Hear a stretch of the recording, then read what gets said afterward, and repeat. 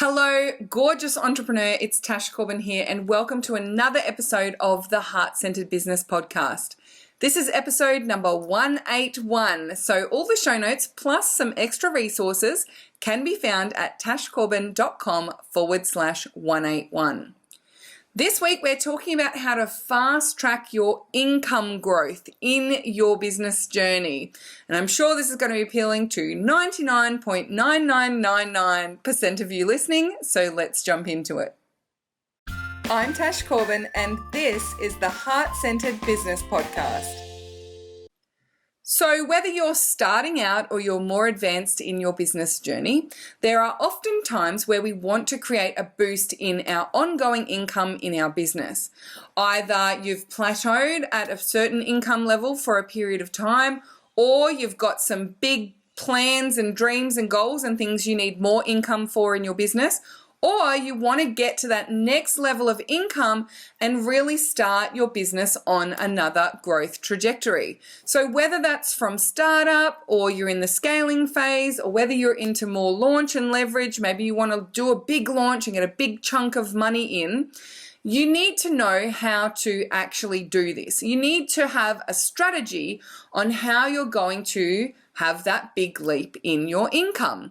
So today in this episode, I have 4 tips for you that will help you to not only from a strategy perspective, but also from a mindset and energy perspective, ensure that you're able to achieve those big leaps in your business income.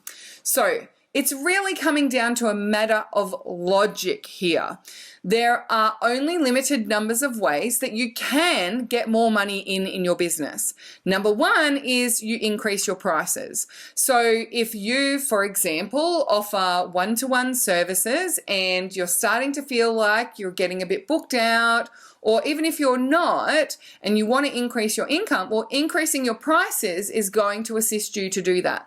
Now, there's one caveat on that, and that is you don't want to increase your prices and reduce the number of clients or sales that you make in such a way that you actually decrease your income overall. So when you do increase your prices, it's a really good idea to have a strategy around how you're going to do that.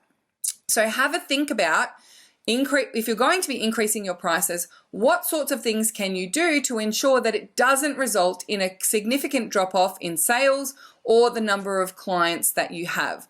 Whether you're selling one-to-one, one-to-many, or completely passive income products, increasing your prices is a very sexy strategy to increase your income, but you need to make sure that you have a strategy to do that.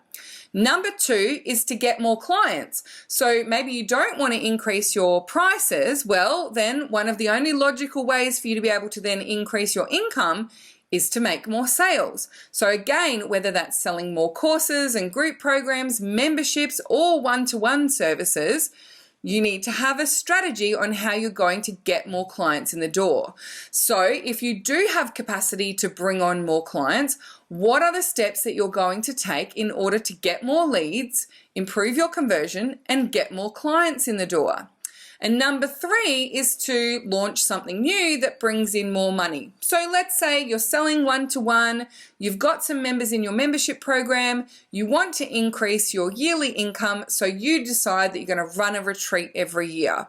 So you need to, if you're going to do something new, make sure that you have a strategy to ensure that the time that you invest in delivering and marketing that new thing gives you bigger return on investment for your time than your current activities in your business.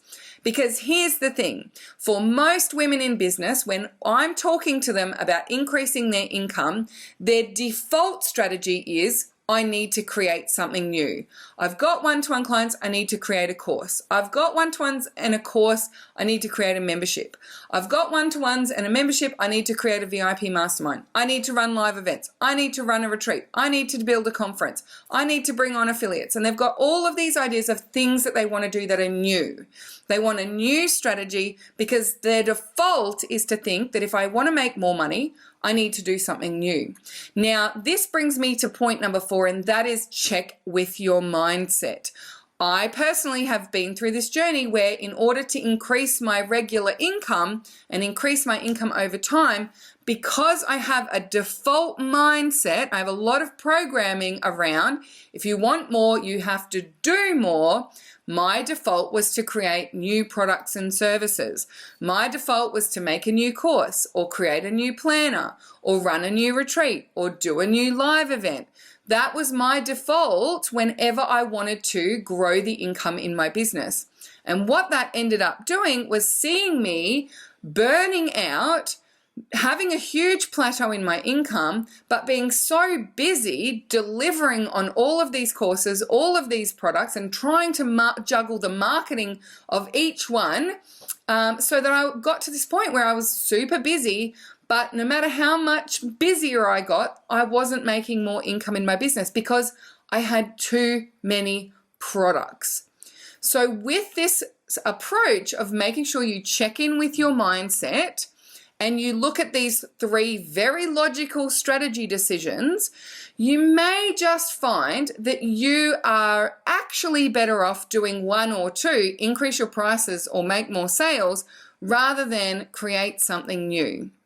And of course, in all instances, I think it's very important to check in with your mindset.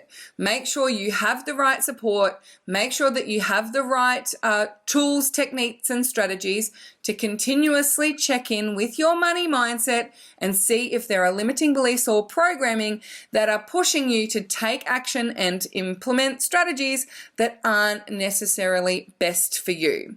So for most people who are looking to increase their income, in most cases, my advice is increase your prices or make more sales. And increase your prices is usually something that's a default position for most people, and make more sales generally is step number 2. Now, the other thing I would also say is if you want to increase the income in your business, but you're already feeling like time is too much of an issue for you, look for ways that you can become more effective and more efficient in your business. Chances are you're holding on to activities that are in your zone of excellence or even your zone of competence, but they're not your zone of genius. The more I outsource and delegate in my business, the more my income skyrockets. And every significant income growth period in my business, besides my first year of business, everything since my first year of business, those huge income leaps, those big growth points in my business have come when I've got great help in my business and outsourced more effectively, and when I've started to really systemize and automate things behind the scenes as well. So have a think about the strategies that are going to be best for you and make a plan to implement them. Now, as I said, make sure you've always got that mindset support, because chances are that you are also probably coming up against an energetic income limit, and it's going to take some consistent and maybe some consistent mindset work and maybe some digging under the surface at unconscious and subconscious blocks in order for you to really be able to see that income growth as well. Now, I would love for you to come into the Heart Center community and continue the conversation. Use hashtag #PodcastAha. Let me know that you've been listening to episode number 181. And I'd love to hear if you've got any questions, any light bulbs, and let's just continue this conversation because it's a really juicy one. And let's face it, who doesn't want to make more money in their business?